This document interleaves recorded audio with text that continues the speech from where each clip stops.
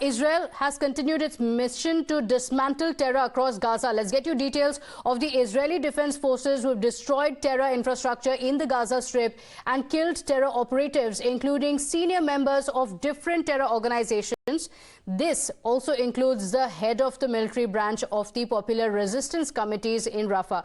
In fact, the IDF continues to strike in the Gaza Strip, and during the last day, the IDF struck hundreds of Hamas terror structures, including dozens that are there in certain areas, identifying the terror dens and then striking at them.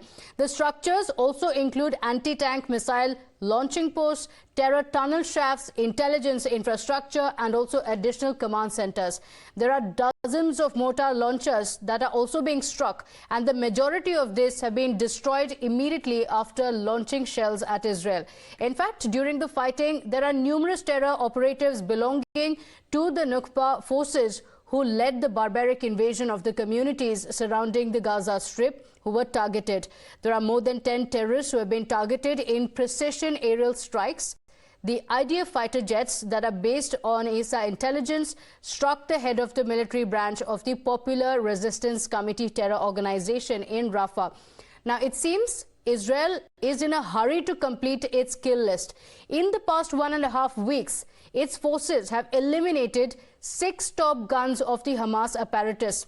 The visuals on your screens, a top Hamas commander, Bilal al-Qadra, responsible for the Kibbutz Nirim massacre, was killed in an Israeli airstrike yesterday. There are 2 members of Hamas's political outfit who have also been killed in the past few days. As Israel inches closer, it has only one option for the Hamas terrorists. Listen in to this Israeli minister's statement. All right, to get us a better look at what the situation is like, Danny Obak, military historian and senior lecturer in the Hebrew University of Jerusalem, joins us on the broadcast. Thank you so much for joining us, Mr. Danny. First, if you can explain to us the latest escalation that has taken place after the attack on the hospital, which has even been described as a watershed moment. What is the situation? So first of all, we need to say that Israel did not attack this hospital. Now it was 100% solidly proven that it was a misfire. A rocket that the Islamic Jihad tried to shoot on Israel actually landed in the hospital and killed a number of people in the parking lot. By the way, certainly not 500, which is a completely invented number. So the Palestinians, the Hamas terrorists are trying to kill us, but unfortunately, they are killing their own innocent civilians, and this is nothing new. So I believe that Israel is now preparing for the ground invasion of the Gaza Strip. The aerial attacks are not designed only to punish Hamas. They are designed to prepare the ground, shape the battlefield for an Israeli ground operation, which will achieve the main purpose of what we are doing, which is to destroy the organization of Hamas in Gaza and the Hamas government completely, not only punish it, destroy it, eliminate it as a government. Okay, what do you have to say about the shaping of narratives? I want to ask you this because when Israel spoke about babies being butchered, there were many who came out asking Israel for proof, which also forced Israel to release proof that yes, our babies have been butchered. But unfortunately, that was not the case when the hospital was struck. There were many who were quick to believe what the Hamas was saying, that it was the Israeli side that struck these hospitals. There have been comparisons that have been made on what Israel has been saying, that taking a long time for people to believe. On the other hand, when it was a charge being leveled against Israel, people immediately believed it. For people, it's very easy to believe, a health ministry. When you hear a government released by a government ministry, let's say the health ministry in Israel, in the United States, in India, in any other country, it seems like a reliable message. But people cannot understand that the health ministry in Gaza is actually an arm of Hamas. And they are terrorists and liars just like other arms of Hamas. Israel delayed its answer in order to check the facts, because the IDF spokesperson wants to keep its reliability, and there are many airstrikes in the Gaza Strip. We need to check if there was no mistake. And it took the IDF spokesperson 2.5 hours to check and verify that it was not an Israeli attack and to show the evidence to the world that actually the Islamic Jihad killed these people in the hospital and not us. Okay. 100 examples about army lying about their human rights violations, about their war crimes. Then let's come to the hospitals. Hamas and Islamic Jihad, they have handmade rockets, very small explosion in the rockets. And the explosion scale is much, much smaller to kill 500 people.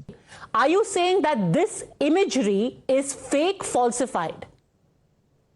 Yes, you know, the Israeli military can't be the source of information about killing civilians because they are targeting hospitals, they are targeting civilians, they are warning hospitals to be evacuated. Why they, warn hospitals to be evacuated? And the same hospital, on October 14th, they got two smaller bombs from the Israeli military. You can go to their website and you will see the damage the Israeli airstrikes, caused in the hospital. So, okay, Mr. Rose, quickly responding, then I want to bring in Dr. Moore. Evacuated. Mr. Rose, quickly respond, then Dr. Shani Moore.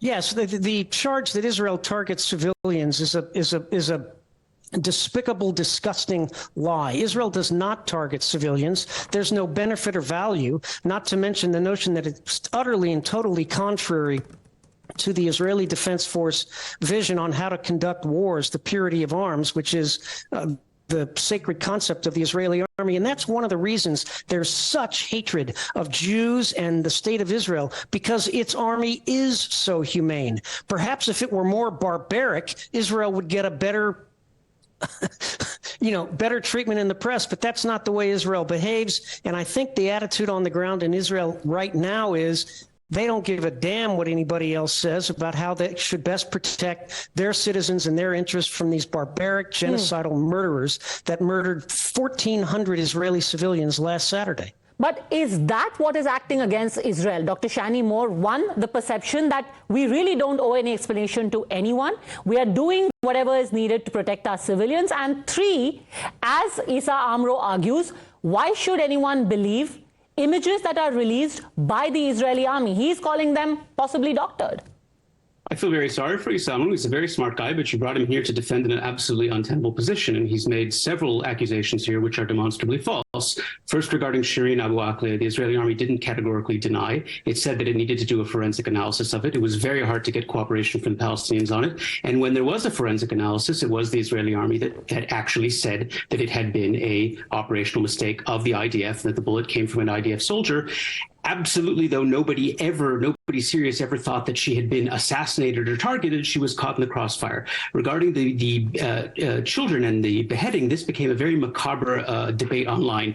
All that was claimed was that in one kibbutz, 40 children were killed, and that there had been cases where 40 babies had been killed, and there had been cases where a baby had been beheaded. This was inflated by other people claiming that the Israelis had lied and said there were 40, and the Israeli authorities themselves later released photos showing that the claim that was made was absolutely true. Very weird to hold either of those things on account. You guys gave a very forensic analysis. Mr. Amro has discussed the impact there, but of course, all we've seen in the impact is a damaged parking lot, entirely consistent with a failed rocket launch. In every previous round of Gaza-Israeli fighting, roughly 20% and sometimes more of rockets from Palestinian Islamic Jihad or Hamas have fallen short and hit Gaza. There'd be nothing extraordinary about that happening here. The small fire that erupted from the failed rocket also is entirely consistent with it, because it's the propellant fuel, which has not been burned because the rocket didn't get anywhere near its target. In all these cases, but what's more is that Mr. Amro doesn't just claim that this is an Israeli munition that caused the damage in the parking lot, which is false, and doesn't just claim that this strike killed 500 people, which is false. He claims something, and I think Mr. Rose hit on this a bit obliquely. He claims that Israel deliberately targeted a hospital. For that, you have to have an absolutely diabolical mindset about what Israel is. Why would Israel want to deliberately target a hospital? What contribution could that make to the Israeli effort now? The Israelis are being watched, unfairly watched, in every war that we've conducted for any evidence that we've done something wrong. The IDF takes every conceivable step to limit the civilian damage from any of it. And in that situation, with President Biden about to arrive, in Mr. Amr's imagination, that would be when someone in the IDF decides is the best time to strike a hospital. The last bit of evidence he brings is the call to evacuate. The call to evacuate was part of the larger call to evacuate the northern part of Gaza, precisely because that is now a war zone. And in order to minimize civilian casualties, the best thing that can be done is to evacuate that area. Why is it a war zone? Because more than 2,000 Hamas fighters breached the border, entered Israel, and slaughtered over 1,400 people, murdering entire families, taking pleasure in doing it, live streaming their exploits, sending pictures to friends to cheer on while they murdered their children in front of their parents, while they raped, while they kidnapped. And that is not a question of did they target or didn't they target. That was the entire point of what they did. Okay, let him answer the limited point that you have raised. Why would Israel do it? What do they stand to gain, especially 12 hours before Joe Biden's to touch down? Issa Amro. Yes. Israel is warning many hospitals to evacuate specific hospitals. They call them and they ask them to leave so the injured people don't have a place to be treated. Not only Al-Ahli Hospital was warned to be evacuated by the army. Why the army is warning hospitals specifically? Why would Israel bomb a hospital? By any stretch of the imagination, nobody would say, great job done. Yeah, but they do it. They pumped many houses full of civilians. Until now, more than 1,300 Palestinian children were killed in the war. So many civilians lost their lives. So you're saying they're just doing it because of sadism? They're just doing it because they like bombing hospitals? No, it's not about they like bombing hospitals. I don't reach to that point.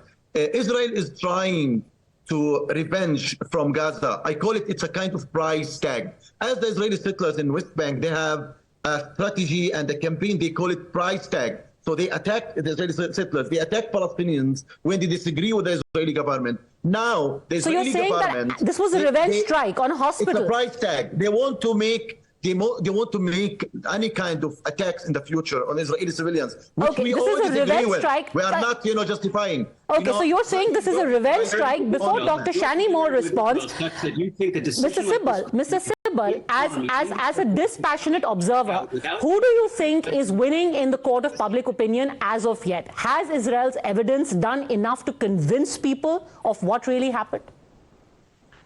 Look, the Western world is behind Israel, and they will obviously take Israel at its word.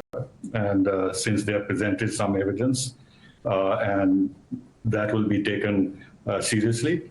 And we've seen that President Biden has made this statement that he thinks that it appears that the other side has done that, which I'm a bit surprised at the language he used. He didn't say very affirmatively that the other side has done it. He said based on what the evidence that he's been given to him, it appears that it has been done by the other side, but leave that aside. However, the Arab world, the Muslim in Europe and in the United States, the Muslim street, if you like, they will not buy the Israeli narrative.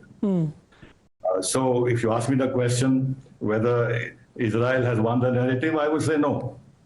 But will it become bigger? Because now Iran is saying, cut off their power supplies, cut off their oil supplies. The whole Muslim world should unite against Israel. Is this going to get bigger and sabotage the peace process, especially with the Saudis? Is it over now? Is it done? No.